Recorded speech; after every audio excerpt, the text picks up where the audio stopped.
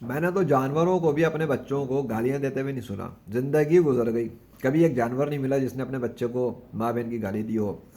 कुत्ता के बच्चा बोला हो, जलील बोला हो, हरामी बोला हो, फलाना बोला हो, ढिमाका बोला हो। मैंने जानवरों तो क्या, परिंदों को भी नहीं देखा और कीड़े मकोड़ों को भी नहीं देखा। अब तो मैं नेचर के साथ ज़्यादा इन्वॉल्व रहता हूँ अल्लाह के फजल से। तो नेचर की दुनिया में तो ऐसा कुछ भी नहीं है। पर जब मैं इंसानों की दुनिया में जाता हूँ ना, आए हाय, जो अपने आप को बड़े बूढ़े कहते हैं ना, जो कहते हैं हमें ज़िंदगी का बड़ा तजुर्बा है, घंटा तजुर्बा है उनके पास। छोटों से बात करने की तो तमीज़ नहीं है। तजुर्बा किस चीज़ का है? अपने बाप का तजुर्बा लेकर आए। जिस तरह इनके माँ बाप जाहिल थे, इसी तरह खुद भी जाहिल है। इन्हें यह भी नहीं पता कि हज़रत मोहम्मद सल्लल्लाहु अलैहि वसल्लम ने किसी बच्चे को कभी गाली नहीं दी, मारा नहीं, पीटा नहीं। कोई एक मिसाल ला दें, ये लोग नहीं ला सकते। ये जितने खुद को मुसलमान बनाए फिर रहे हैं ना, नाम के लेबिल लगा के, इनसे इनसे एक मिसाल ला दो सबूत के साथ कि हज़रत मोहम्मद सल्लल्लाहु अलैहि वसल्लम ने किस बच्चे को गाली दी, मारा, इंसल्ट की, डिग्रेड किया। इनका बाप